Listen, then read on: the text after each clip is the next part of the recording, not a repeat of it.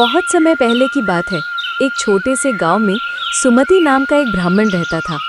उसका जीवन सादा था।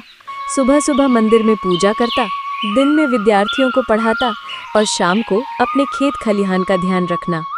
हालांकि वो गरीब था, परंतु अपनी बुद्धि और चतुराई के लिए पूरे गांव में प्रसिद्ध था। जंगल के रास्ते से जा रहा था। दोपहर का समय था।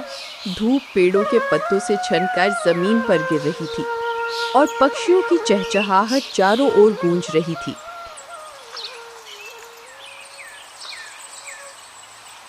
ब्राह्मण ने चौकन्ना होकर कुएं कोई तो है क्या? अंधेरे में लाल मुझे लाल बाहर दो निकालो। चमकती आंखें दिखाई दी और मोटा सा शरीर।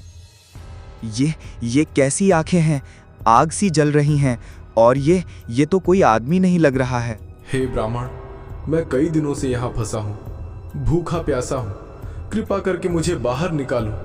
मैं तुम्हारा जीवन भर उपकार मानूंगा। तुम तो इंसानों को ही निगल जाते हो, फिर मैं अपनी जान खतरे में डालकर तुम्हें क्यों बचाऊं? नहीं, मैं वचन देता हूँ कि तुम्हें हानि नहीं पहुँचाऊंगा। तुम तो धर्मात्मा हो, कृपा करना तुम्हारा धर्म है। अगर ये सच बोल रहा हो तो इसकी मदद करनी चाहिए, पर अगर झूठ बोल रहा है तो मुझे सावधान रहना होगा। ब्राह्मण को उस पर दया आ गई, पर मन में शंका अब भी थी। उसने सोचा, अगर ये सच बोल रहा हो तो इसकी मदद करनी चाहिए, पर अगर झूठ बोल रहा है तो मुझे सावधान रहना होगा। अंत में ब्राह्मण ने पास में पड़ी टहनियों को जोड़ के कुएं में डाली। राक्षस टहनी पकड़कर ऊपर चढ़ाया। जैसे ही वो बाहर आया, उसका चेहरा बदल गया। आंखों में लालच, दांत बाहर निकले और उसने गरज कर कहा, अब मैं आजाद हूँ और भूखा भी। तुम ही मेरा भोजन बनोगे। तुमने वचन दिया था। कैसा वचन? भूख में वचन किसे याद रहता है? ब्राह्मण का दिल तेजी से धड़कने लगा। उसकी हथेलियां पसीने से भीग गईं। डर उसकी आंखों में साफ झलक रहा था, लेकिन उसने गहरी सांस लेकर हिम्मत जुटाई। फिर बिना आवाज कांपे शांत और गंभीर स्वर में कहा, ठीक है, लेकिन पहले हम 3 बुद्धिमान जीवों से पूछ लें कि तुम्हारा ये करना सही है या नहीं।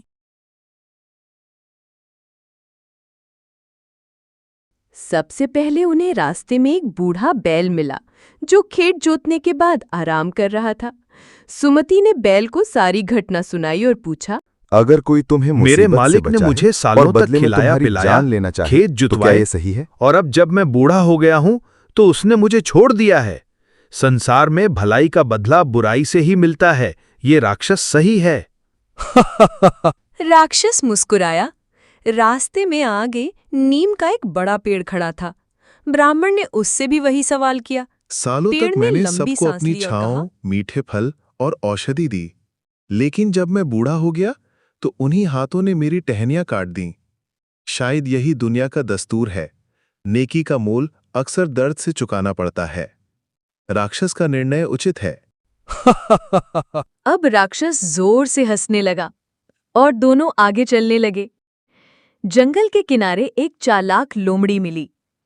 ब्राह्मण ने लोमड़ी को पूरी घटना सुनाई और पूछा, तुम बताओ, क्या ये सही है? लोमड़ी ने आंखें सिकोड़कर कहा, मैं तभी फैसला दूंगी जब अपनी आंखों से देख लूं कि राक्षस कुएं में कैसे फंसा था। अरे, ये तो आसान है, चलो मैं दिखाता हूँ। राक्षस ने अहंकार से कहा और वो फुर्ती से कुएं में कूद गया। जैसे ही राक्षस कुएं में पहुंचा, लोमड़ी ने ब्राह्मण की ओर इशारा किया और बोली, अब टहनी मत खींचना, यही इसकी सही जगह है। जो दूसरों की भलाई का बदला बुराई से देते हैं, इसका यही अंजाम होना चाहिए। ब्राह्मण ने मुस्कुराकर लोमड़ी को धन्यवाद दिया और कहा, तुमने ना केवल मेरी जान बचाई, बल्कि मुझे ये भी सिखाया कि भलाई सोच समझकर करनी चाहिए। और फिर दोनों जंगल से निकल जाते हैं। राक्षस कुएं में रह जाता है।